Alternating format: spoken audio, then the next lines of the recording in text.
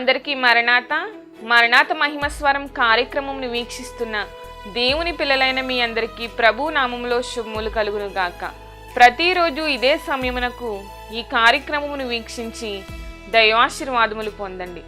ఇప్పుడు pastor Samuel Sundar Reddy గారు దేవుని వాక్య వర్తమానమును అందిస్తారు. శ్రద్ధగా ఆలకించండి.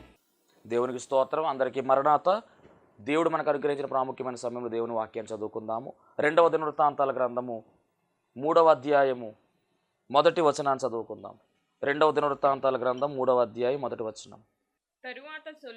తరువాత సొలొమోను యెరూషలేములో తన తండ్రి అయిన దావీదునకు యెహోవా ప్రత్యక్షమైనప్పుడు మోరియా పర్వతమందు దావీదు సిద్ధపరిచిన స్థలమున యెబూసీయుడైన ఒర్నాను కళ్ళమందు దావీదు ఏర్పరచిన స్థలమున యెహోవాకు ఒక మందిరమును కట్టనారంభించెను.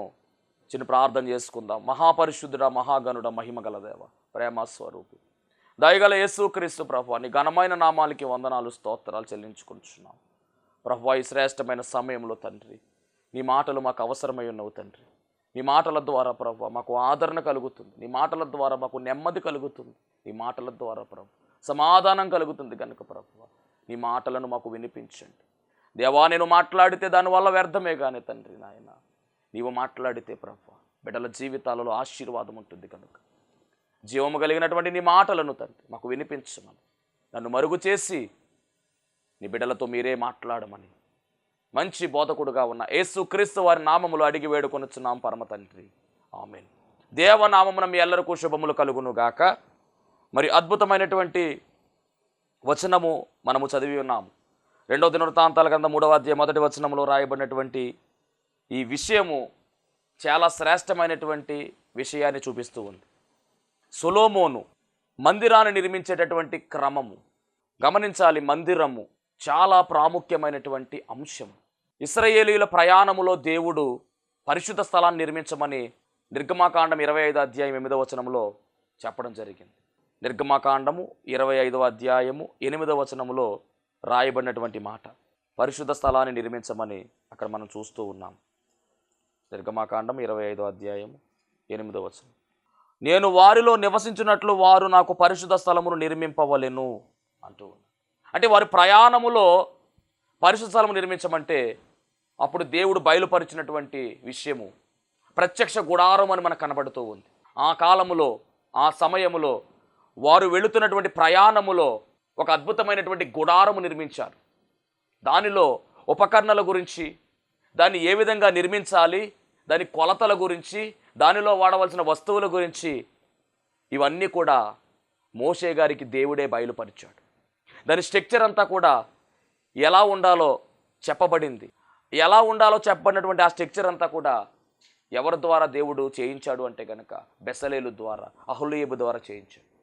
అది మొదటి మందిరంగా పిలువబడుతూ ఉంది, గుడారాలతో చేయబడినటువంటి మందిరం. తరువాత కాలంలో మనం గమనించినట్లయితే కనుక దావీదు గారికి ఒక గొప్ప ఆలోచన వచ్చింది. ఆలోచన దేవుడే పుట్టించాడు. ఆలోచన ఏమిటంటే దేవుని కొరకు మందిరము కట్టాలి. దేవుని మందసము గుడారములో ఉండడానికి వీలు లేదు, మందిరములో ఉండాలి, మందిరము కట్టాలి అని ఆలోచన దావీదు గారికి పుట్టింది. అప్పుడు దేవుడు అంటున్నాడు కదా, దావీదు నీకు వచ్చిన ఆలోచన మంచిదే, కానీ మందిరం నువ్వు కట్టకూడదు. నీ చేతులు యుద్ధములు చేసి రక్తసిక్తములైపోయినాయి కాబట్టి నువ్వు మందిరము కట్టడానికి వీల్లేదు, కానీ నీకు వచ్చిన ఆలోచన నీ కుమారుని ద్వారా నేను జరిగించుకుంటాను, సొలొమోను ద్వారా మందిరము ఏర్పడుతుంది అని దేవుడు మరి దావీదు గారికి చెప్పడం. మందిరం అయితే కట్టద్దని చెప్పాడు, కానీ మందిరానికి కావాల్సిన మెటీరియల్ అంతా కూడా దావీదు అయితే మట్టికి సిద్ధపరిచినట్టుగా. అంటే దాని ఉద్దేశం ఏంటంటే కనుక మందిరం అయితే కట్టొద్దన్నాడు, కానీ మందిర మెటీరియల్ ఇవ్వద్దని లేదని చెప్పేసి మొత్తానికి మందిరానికి ఏమేం కావాలో అన్నీ కూడా సిద్ధపరిచారండి. మరి ఇప్పుడు ఆ మందిరం ఎక్కడ కట్టబడాలి, ఎక్కడ కడుతున్నారు ఆ మందిరము గమనించాలి. దేవుని మందిరము మొట్టమొదటిగా సొలొమోను ద్వారా ఏర్పాటు చేస్తున్నటువంటి మందిరము. బంగారాన్ని వాడారు, వెండిని వాడారు, అద్భుతమైనటువంటి కలపను వాడారు, దానికి దేవదారు వృక్ష మ్రానులు వాడారు. అద్భుతమైనటువంటి మందిరము, చాలా ప్రసిద్ధిగాంచినటువంటి మందిరము, చాలా సంవత్సరాలు నిలిచిపోయినటువంటి మందిరము. ప్రార్థనలు జరిగినటువంటి మందిరము, ఆరాధన జరిగినటువంటి మందిరం అది. అనేక మంది మరి ఆ మందిరానికి పస్కా పండుగ సమయంలో వచ్చేవారు, ఆ మందిరంలో ఏకీభవించేవారు. ఒక అద్భుతమైనటువంటి సేవా పరిచర్య అక్కడ జరిగింది. అలాంటి మందిరాన్ని ప్రారంభించింది ఎవరు? అలాంటి మందిరాన్ని కట్టినటువంటి విధానము ఈరోజు మనం చూస్తూ ఉన్నాం. ఎక్కడ ఈ మందిరం నిర్మించబడింది అంటే కనుక 2వ దినవృత్తాంతాల గ్రంథము 3వ అధ్యాయము 1వ వచనములో ఈ మాట మనం చూస్తూ ఉన్నాము. 2వ దినవృత్తాంతాల గ్రంథం 3వ అధ్యాయం 1వ వచనము. తరువాత సొలొమోను యెరూషలేములో తన తండ్రి అయిన దావీదునకు యెహోవా ప్రత్యక్షమైనప్పుడు మోరియా పర్వతమందు దావీదు స్థిరపరిచిన స్థలమున యెబూసీయుడైన ఓర్నాను కళ్ళమందు దావీదు ఏర్పరచిన స్థలమున యెహోవాకు ఒక మందిరము కట్టబడెను. అంటే మందిరము కట్టబడినటువంటి స్థలము చాలా ప్రాముఖ్యమైనది. ఇది దేవుని యొక్క ఉద్దేశము, దేవుడు ముందుగానే నిర్ణయించినటువంటి స్థలము అనే విషయాన్ని కూడా మనము గమనించాలి. ఆయన ముందుగానే ఈ స్థల విషయమై ఒక ప్రణాళిక కలిగి ఉన్నాడు. అవును, దేవుడు ప్రతి విషయంలో కూడా ఒక ప్రణాళిక కలిగి ఉంటాడు. దేవుడు మనలను భూమి మీదకు రప్పించడానికి ఒక ప్రణాళిక కలిగి ఉన్నాడు. ఆయన రప్పించిన విధానము కావచ్చు, అంత మాత్రమే కాదు, మనము ఏమి చేయాలి, ఎలా ఉండాలి, ఏ విధంగా నడుచుకోవాలి, ఇదంతా కూడా ఒక ప్రణాళికలో వెళుతూ ఉంది. దేవుడు మహిమ కలుగును గాక. దేవుడు ఊరికనే ఏ వ్యక్తిని కూడా ఈ భూమి మీదకి పంపించడండి. మనం గమనించాలి. ప్రభువా, నా పట్ల మీకున్న చిత్తం ఏమిటి, నా పట్ల మీకున్నటువంటి చిత్తం ఏమిటి ప్రభువా అని మనం ఆ ప్రార్థన చేసుకోవాలి. ఎప్పుడు కూడా మన వైపున మనం అడుగుతాం, కానీ ప్రభువా నా మీద ఉన్నటువంటి ప్రణాళిక ఏమిటి తండ్రి మనము ఆయన అడగాలి. ఒక మందిరము కట్టించేటటువంటి ఉద్దేశము, దేవుని చిత్తములో ఉన్నటువంటి ఉద్దేశము దావీదుకు బయలుపరచగా, మరి దావీదు ప్రయత్నం చేస్తూ ఉంటే కాదు, నువ్వు సొలొమోను ద్వారా కట్టబడాలి ఈ మందిరం అని దేవుడు ఒక ప్రణాళిక కలిగి ఉన్నాడు. ఎంత అద్భుతమైనటువంటి మాట. మరి దీని కొరకు ఏర్పాటు చేసినటువంటి స్థలము మనం గమనించినట్లయితే మోరియా పర్వతం అని రాయబడింది. ఎంత అద్భుతమైన చరిత్ర అంటే ఇది. మోరియా పర్వతం అనగానే మనకు జ్ఞాపకం రావాల్సింది. మోరియా పర్వతం అనగానే మరి ఆదికాండం 22వ అధ్యాయములో రాయబడినటువంటి మోరియా పర్వతం. ఈ మోరియా పర్వతం అనగానే గమనించాలి, ఇస్సాకు యొక్క బలి కార్యక్రమం కనబడుతుంది అక్కడ. అబ్రహాము యొక్క త్యాగము కనబడుతుంది అక్కడ.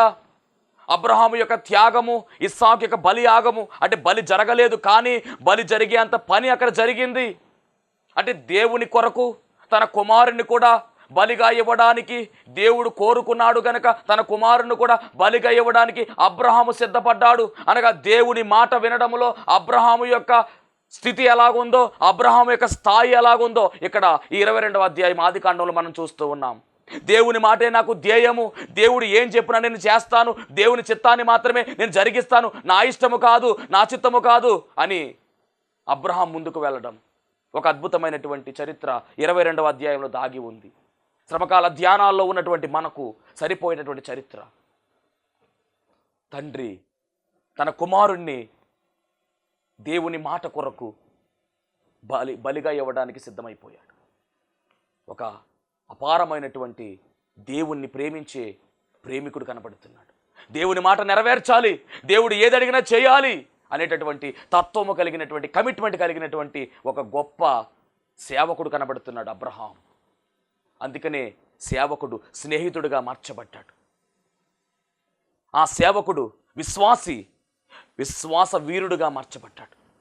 విశ్వాసులకు తండ్రిగా మార్చబడ్డాడు. ఒక అద్భుతమైనటువంటి సాక్ష్యము అబ్రహాములోంచి మనం చూస్తూ ఉన్నాం. ఇది ఎక్కడ రుజువు చేయబడుతుందంటే 22వ అధ్యాయములో. అక్కడ ఓపెనింగ్ మనం చూసినట్లయితే కనుక, ఆ సంగతులు జరిగిన తరువాత దేవుడు అబ్రహామును పరిశోధించెను అని రాయబడింది. ఆదికాండం 22వ అధ్యాయం చదివినట్లయితే కనుక, ఆదికాండం 22వ అధ్యాయము 1వ వచనము, ఆదికాండం 22వ అధ్యాయం 1వ వచనము ఒక అద్భుతమైనటువంటి విషయాన్ని చూపిస్తున్నటువంటి అధ్యాయం అది. పరిశోధన అనేటటువంటి మాట కనబడుతుంది. ఎలా పరిశోధన అంటే కనుక, ఆ సంగతులు జరిగిన తరువాత దేవుడు అబ్రహామును పరిశోధించెను, ఎట్లనగా ఆయన అబ్రామా అని పిలవగా అతడు చిత్తము ప్రభువా అనెను. 2వ వచనం, అప్పుడు ఆయన నీకు ఒక్కడైన నీ కుమారుని అనగా నీవు ప్రేమించు ఇస్సాకును తీసుకుని మోరియా దేశమునకు వెళ్ళి అక్కడ నేను నీతో చెప్పబోవు పర్వతములలో ఒక దాని మీద దహన బలిగా అతని నర్పించుమని చెప్పెను. అంటే దేవుడు అబ్రహాము యొక్క కుమారుడైనటువంటి ఇస్సాకును కోరుకుంటూ ఉన్నాడు. ఎందుకు అంటే బలిగా. మరి దేవుడు బలిని కోరతాడా అంటే ఆయన బలిని కోరే దేవుడు కాదు, గమనించాలి. కానీ ఒక టెస్ట్ చేస్తూ ఉన్నాడు, ఒక పరీక్ష పెడుతూ ఉన్నాడు. ఆ పరీక్ష ఏమిటి అంటే కుమారుడు ఎక్కువ, నేను ఎక్కువ, నా మాట ఎక్కువ, కుమారుడు ఎక్కువ, ఎవరిని ఎక్కువగా ప్రేమిస్తున్నాడు. అందుకని మనము దేవుని కన్నా దేన్ని అధికంగా ప్రేమించకూడదు. అది మనుషులు కావచ్చు, వస్తువులు కావచ్చు, స్థలాలు కావచ్చు, ఏదైనా కావచ్చు, బంగారం కావచ్చు. దేవునికి ప్రథమ స్థానం ఇవ్వాలి. ఒకవేళ అలా లేకపోతే ఖచ్చితంగా దూరం అవుతారు. దాంట్లో ఏమాత్రమూ కూడా తిరిగిలేదు. దేవుని మహిమ కలుగునుగాక. ఇక్కడ అబ్రహాముకు ఒక పరీక్ష మొదలైంది. పరీక్షలో చెబుతున్నటువంటి మాట, నీ కుమారుణ్ణి మోరియా పర్వతం, మోరియా దేశములో నేను చూపించేటటువంటి పర్వతము, అదే మోరియా పర్వతం. అబ్రహాం ఒప్పుకున్నాడు, ప్రయాణమయ్యాడు, కుమారుని సిద్ధం చేశాడు, కుమారుని తీసుకుని వెళ్తూ ఉన్నాడు. ప్రయాణమవుతూ అబ్రహాముతో మరి గమనించాలి, కొంతమంది పనివారు కూడా వెళ్ళినట్టుగా మనం చూస్తూ ఉన్నాం. 3వ వచనం, తెల్లవారినప్పుడు అబ్రహాము లేచి తన గాడిదకు గంత కట్టి తన పనివారిలో ఇద్దరిని తన కుమారుడికి ఇస్సాకును వెంటబెట్టుకుని దహన బలి కొరకు కట్టెలను చీల్చి లేచి దేవుడు తనతో చెప్పిన చోటికి వెళ్ళెను. అంటే పనివారు వెళుతూ ఉన్నారు, అలాగే గాడిదకు గంత కట్టి గాడిద మీద మరి ఆ సామాన్లన్నీ పెట్టుకుని వెళుతూ ఉన్నారు. అలా వెళుతూ ఉన్నప్పుడు 3 రోజుల ప్రయాణం జరిగింది. అది 3వ నాడు అబ్రహాము కన్నులెత్తి దూరము నుండి ఆ చోటును చూచి తన పనివారితో, మీరు గాడిదతో ఇక్కడే ఉండండి, నేను ఈ చిన్నవాడు వెళ్ళి దేవునికి మొక్కి మరలా మీ యొద్దకు వస్తామని చెప్పేసి మొత్తం మీద ప్రయాణం చేస్తున్నారండి. దహన బలికి కట్టెలు తీసుకొని తన కుమారుడికి ఇస్సాకు మీద పెట్టి, అంటే దహన బలి కట్టెలేమో ఇస్సాకు మీద పెట్టాడు, అలాగే తన చేతిలో ఒక చేతితో నిప్పు పట్టుకుని ఒక చేతితో కత్తి పట్టుకుని మొత్తానికి వారిద్దరూ కూడా కొండ ఎక్కుతూ ఉన్నారు. ఇదే మోరియా పర్వతం. ఈరోజు మందిరం కట్టబడవలసిన ప్లేస్ ఏంటంటే అదే మోరియా పర్వతం. అంటే మోరియా పర్వతం మీద మందిరము కట్టబడింది అంటే దానికన్నా ముఖ్యంగా అక్కడ ఒక బలి జరగబోతా ఉంది. దేవుడు ఏర్పాటు చేసినటువంటి బలి, అబ్రహాం యొక్క కుమారుడు ఇస్సాకుని అక్కడ బలి ఇవ్వడానికి సిద్ధమవుతూ ఉంది. దేవుడు కోరుకున్నటువంటి ప్రాంతం అది మోరియా పర్వతము. పైకి వెళుతూ ఉన్న సందర్భంలో కుమారుడు అడుగుతూ ఉన్నాడు, నిప్పు ఉంది, కత్తి ఉంది, కట్టెలున్నాయి, బలి పశువు లేదు నాన్న అని అడిగితే అబ్రహాం అంటున్న మాట ఉంది తెలుసా, యెహోవా ఈరే, దేవుడే చూచుకుంటాడు, బలి పశువును దేవుడే చూచుకుంటాడు. ఎంత నమ్మకమో. పనివారితో చెప్పిన మాట ఏమిటంటే మేము మొరక్కుని మరలా వస్తాము అని చెప్తే ఆయన విశ్వాసం చూడండి. మరలా వస్తారంటే కుమారుడు రాడు, కానీ మరలా వస్తామని చెప్పాడు. అంటే దేవుడు ఏదో చేస్తాడు ఖచ్చితంగా. ఇది అబ్రహాముకు ఉన్నటువంటి విశ్వాసం. కుమారుడు అడిగితే కుమారుడు చెప్తున్న మాట ఏంటో తెలుసా, దేవుడే చూసుకుంటాడు బలికి అని చెప్పాడు.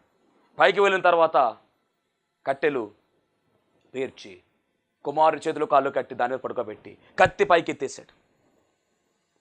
ఆదికాండం 22వ అధ్యాయం 9వ వచనం మనం చూసినట్లయితే కనుక ఆదికాండం 22:9, అలాగూ వారిద్దరూ కూడి వెళ్ళి దేవుడు అతనితో చెప్పిన చోటికి వచ్చినప్పుడు అబ్రహాం అక్కడ బలిపీఠము కట్టి కట్టెలు చక్కగా పేర్చి తన కుమారుడకు ఇస్సాకును బంధించి ఆ పీఠం మీద పెట్టి కట్టెల మీద ఉంచెను. అప్పుడు అబ్రహాము తన కుమారుని వధించుటకు తన చెయ్యి చాపి కత్తి పట్టుకునగా యెహోవా దూత పరలోకము నుండి అబ్రహామా అబ్రహామా ఆగు అని చెప్పేసి మొత్తం మీద దేవుడు అక్కడ ఆపినట్టుగా చూస్తున్నాం. అంటే ఫైనల్గా ఎక్కడి దాకా వెళ్ళిపోయింది చూడండి. అంటే ఇప్పుడు ఆ పర్వతం ఎలా కనబడుతుందంటే మోరియా పర్వతము అబ్రహాము కుమారుడు ఇస్సాకును బలి ఇచ్చేటటువంటి పర్వతముగా మనకు కనబడుతుంది. బలియాగం అక్కడ జరగలేదు, కానీ జరగబోయేటటువంటి బలియాగానికి సాదృశ్యంగా కనబడుతూ ఉంది అక్కడ. దేవునికి మహిమ కలుగునుగాక. దేవుడు వెంటనే అబ్రహామా అని చెప్పేసి ఆపినట్టుగా మనము చూస్తూ ఉన్నాం. మరి ఈ తర్వాత అబ్రహాం యొక్క కుమారుడు ఇస్సాకుని ఆ కట్టెల నుంచి పక్కకి దింపిన తర్వాత మరి దేవుడు అబ్రహాముకి చూపిస్తున్నాడు. ఎందుకంటే అన్న మాట ఏమిటంటే యెహోవాయే చూసుకుంటాడు. యెహోవా ఈరే అన్నాడు కదా బలి పశువు. కాబట్టి ఆదికాండం 22:13 రాయబడిన మాట చదువుదాం. ఆదికాండం 22:13, అప్పుడు అబ్రహాము కన్నులెత్తి చూడగా పొదలో కొమ్ములు తగులుకొని ఉన్న ఒక పొట్టేలు వెనుక తట్టున కనబడేను. అక్కడే ఒక పొట్టేలు కనబడుతుంది. అప్పుడు దాకా పొట్టేలు కనబడలేదు. దేవుడు చెప్పిన తర్వాత పొట్టేలు కనబడుతుంది. ఆ పొట్టేలు తీసుకెళ్ళి అక్కడ మరి బలి ఇచ్చినట్టుగా ఆ పొట్టేలు ప్లేసులో మనం గమనించాలి, యేసుక్రీస్తు ప్రభువారు రాబోతున్నటువంటి మరి గొర్రెపిల్ల ఆయనే అన్న విషయాన్ని గమనించాలి. అంటే బలి అవ్వబోతున్నటువంటి గొర్రెపిల్ల అబ్రహాము తనటువంటి దేవునికి సాదృశ్యం కనబడుతుంటే ఇస్సాకు యేసుక్రీస్తు ప్రభువారికి సాదృశ్యం కనబడుతూ ఉంది. తప్పించబడినటువంటి ఈ ఇస్సాకు ప్లేసులోనికి గొర్రెపిల్ల వచ్చింది, లేదా పొట్టేలు వచ్చింది. ఆ పొట్టేలు ఎవరంటే యేసు ప్రభు. దేవుని మహిమ కలుగును గాక. చాలా అర్థము మనకు ఇందులో మనం గమనించాలి. అందుకని 22వ అధ్యాయం చాలా అద్భుతమైన అధ్యాయం. 22వ అధ్యాయంలోనే పరలోకం అనేటటువంటి మాట మొట్టమొదటిగా మనకు కనబడుతుంది. ప్రేమ అనేటువంటి మాట మొట్టమొదటిగా మనకు కనబడుతుంది. ఈ పరలోకము ప్రేమ ఆయన మనల్ని ప్రేమించాడు కాబట్టి పరలోకాన్ని ఇవ్వడానికి ఆయన తన కుమారుని లోకానికి పంపించాడు. కుమారుడు మనల్ని అమితంగా ప్రేమించాడు కాబట్టి తను బలిగా అర్పించుకున్నాడు. అంటే బలితో కూడినటువంటి అధ్యాయం, ప్రేమతో కూడినటువంటి అధ్యాయం, త్యాగముతో కూడినటువంటి అధ్యాయం. ఇదంతా ఎక్కడ జరుగుతుందంటే మోరియా కొండ మీద జరుగుతుంది, మోరియా పర్వతం మీద జరుగుతూ ఉంది. ఇది జరిగిన తర్వాత దేవుడు అబ్రహాంకి ఇచ్చిన దీవెన చూస్తే ఆశ్చర్యం కలుగుతుందండి. 22వ అధ్యాయము 18వ వచనంలో మనం చూసినట్లయితే కనుక, మరియు నీవు నా మాట వినినందున భూలోకములోని జనములన్నీయు నీ సంతానము వలన ఆశీర్వదింపబడును, నా తోడని ప్రమాణము చేసి ఉన్నానని యెహోవా సెలవిచ్చెను. అంటే భూలోకములోని సంతానములన్నీ కూడా ఆశీర్వదించబడెను అని రాయబడింది. మొదటి దినవృత్తాంతాల గ్రంథము 21వ అధ్యాయం 1వ వచనం చదివినట్లయితే కనుక, తరువాత సాతాను ఇశ్రాయేలునకు విరోధముగా లేచి ఇశ్రాయేలీయులను లెక్కించుటకు దావీదును ప్రేరేపింపగా దావీదు యోవాబునకును జనుల యొక్క అధిపతులకును మీరు వెళ్ళి బెహర్షెబా మొదలుకొని దాను వరకు ఉండు ఇశ్రాయేలులను ఎంచి వారి సంఖ్య నాకు తెలియటకై లెక్క పెట్టమని ఆజ్ఞాపించాడండి. అంటే జనసంఖ్య లెక్కించమని ఆజ్ఞాపించాడు. ఇలా చేయడము దేవుని చిత్తము కాదు, చేయకూడదు ఇలా. అందుకని ఈ యోవాబు అంటున్న మాట ఏమిటంటే 4వ వచనం మనం చదివితే గనక, ఆయనను యోవాబు మాట చెల్లక రాజు మాటయే చెల్లెను గనక యోవాబు ఇశ్రాయేలు దేశమంతటా సంచరించి తిరిగి. అంటే 3వ వచనములో ఈయన లెక్కించనని చెప్తాడు. అందుకు యోవాబు, రాజా నా ఏలినవాడ, యెహోవా తన జనులను ఇప్పుడున్న వానికంటే 100 ఎక్కువ మందిని చేయునుగాక. వారందరూ నా ఏలినవాని దాసులు కారా? నా ఏలినవానికి ఈ విచారణ ఎలా? ఇది జరగవలసిన హేతువేమి? జరిగిన ఎడల ఇశ్రాయేలీలకు శిక్ష కలుగును కదా అని మనవి చేసుకుంది. అయినా కానీ దావీదు గారు ఒప్పుకోలేదు, ఖచ్చితంగా చెయ్యాలి. ఇలా చేస్తే శిక్ష వస్తుందయ్యా అని చెప్పాడు. లేదు, చెయ్యాలన్నాడు. మొత్తం మీద జనుల సంఖ్య లెక్కించారు. ఇలా జనుల సంఖ్య లెక్కించడం వల్ల ఏం జరిగింది అంటే కనుక, మరి 7వ వచనం చదువుకుందాం. 7వ వచనం మొదటి దినవృత్తాంతాల గ్రంథం 7వ వచనం. ఈ కార్యము దేవుని దృష్టికి ప్రతికూలమగుట చేత ఆయన ఇశ్రాయేలీయులను బాధ పెట్టెను. అంటే ఈ కార్యము, జనసంఖ్య చేసేటటువంటి ఈ కార్యము దేవునికి ఇష్టం లేదు, చేయకూడదు అలాగా. కాబట్టి జనులకు శిక్ష రావడం. అది యోవాబు చెప్పాడు, అయ్యా ఇలా చేస్తే జనులకు శిక్ష వస్తుందయ్యా అంటే దావీదు వినిపించుకోవాలా, కానీ శిక్ష వచ్చింది. ఇప్పుడు శిక్ష వచ్చిన తర్వాత అప్పుడు దావీదు దేవునికి మొర్ర పెట్టినట్టుగా 8వ వచనంలో స్పష్టంగా ఉంది. దావీదు, నేను ఈ కార్యము చేసి అధిక పాపము తెచ్చుకొంటిని, నేను మిక్కిలి అవివేకముగా ప్రవర్తించితిని. ఇప్పుడు నీ దాసుని దోషము పరిహరించుమని దేవునితో మొర్ర పెట్టగా తప్పు తెలుసుకున్నాడు, పాపాన్ని ఒప్పుకుంటున్నాడు. అయ్యా నా వల్లే ఇది వచ్చిందయ్యా, నన్ను క్షమించు అని పశ్చాత్తాపడుతూ దేవుని ప్రాధేయపడుతూ ఉన్నాడు. అలా ప్రాధేయపడుతూ ఉన్నప్పుడు మరి దేవుడు చేసినటువంటి పని ఏమిటంటే, గాదు అనేటటువంటి ఒక దైవజనుణ్ణి, అనగా గాదు అనేటటువంటి ఒక ప్రవక్తను లేదా దీర్ఘదర్శిని మరి దేవుడు దావీదు దగ్గరకు పంపించినట్టుగా తర్వాత వచనాలు మనం చూస్తూ ఉన్నాం. 9వ వచనం, యెహోవా దావీదునకు దర్శకుడకు గాదుతో ఇలాగు సెలవిచ్చెను, నీవు వెళ్ళి దావీదు ఇట్లనుము, యెహోవా సెలవిచ్చినదేమనగా 3 విషయములు నీ ఎదుట నుంచుచున్నాను, వాటిలో ఒక దానిని నీవు కోరుకుని నెడల దాన్ని నీకు చేయుదును అని చెప్తున్నాడు. అంటే ఈ యొక్క పాపము, ఈ శాపం పోవాలంటే గనక, ఈ దోషం పోవాలంటే గనక మూడు ఆప్షన్లు ఇస్తున్నాడు దేవుడు. ఈ 3 ఒక దాన్ని సెలెక్ట్ చేసుకోమంటూ ఉన్నాడు. అలా సెలెక్ట్ చేసుకుంటే ఏదో ఒక శిక్ష వస్తుంది, పాపము నివృత్తి అవుతుందని చెప్పేసి దేవుడు చెప్పాడు. అందులో మరి దేవుడు ఇచ్చినటువంటి 3 ఆప్షన్స్ మనం చదువుకున్నట్లయితే కనుక 2వ దినవృత్తాంతాల గ్రంథము 21:12, మొదటి దినవృత్తాంతాల గ్రంథం 21:12 దేవుడు ఇచ్చిన 3 ఆప్షన్స్. 12వ వచనం, 3 ఏండ్ల పాటు కరువు కలుగుట ఒకటి, రెండవది 3 నెలల పాటు నీ శత్రువులు కత్తి దూసి నిన్ను తరుముగా నీవు వారి ఎదుట నిలవకుండా నశించిపోవుట, ఇది రెండవది. 3వది ఏమిటంటే 3 దినముల పాటు దేశమందు యెహోవా కత్తి అనగా తెగులు నిలుచుట చేత యెహోవా ఇశ్రాయేలు దేశమంతా నాశనం చేయను. అంటే మొత్తానికే మరి ఇక్కడ గమనించినట్టు 3 ఆప్షన్లు ఇచ్చాడు. ఒకటి 3 ఏండ్ల పాటు కరువు కావాలా, రెండవది 3 నెలల పాటు శత్రువులు నిన్ను తరుముతారు, శత్రువులు ఇబ్బంది పెడతారు. అది తర్వాత మూడవ ఆప్షన్ ఏంటంటే 3 దినముల పాటు తెగులు, అనగా యెహోవా కత్తి వస్తుంది, అది తెగులుగా మారుతుంది. ఏది కావాలో సెలెక్ట్ చేసుకోమంటే అప్పుడు దావీదు అన్నమాట ఏంటో తెలుసా, మూడవ ఆప్షనే కావాలంటాడు, అంటే తెగులే కావాలంటాడు. మొత్తానికి మరి ఆ మూడో ఆప్షన్ వల్ల దేవుని దూత వచ్చింది. వస్తే చాలా అక్కడ గమనిస్తే కనుక దానివల్ల జరిగినటువంటి కార్యము, తెగులు వచ్చి 70,000 మంది చనిపోయినట్టుగా రాయబడింది. చివరగా ఈ దూత అరౌనా కళ్ళం దగ్గరకు వచ్చినప్పుడు దేవుడు దాన్ని ఆగమంటాడు. దూతను ఆగమంటే మరి దూత కరెక్ట్గా అరౌనా కళ్ళము దగ్గర లేదా ఓర్నాను కళ్ళము దగ్గర ఎక్కడుందంటే మనం చదువుకున్నటువంటి మరి ఈ యొక్క పర్వతం దగ్గరే ఉంది.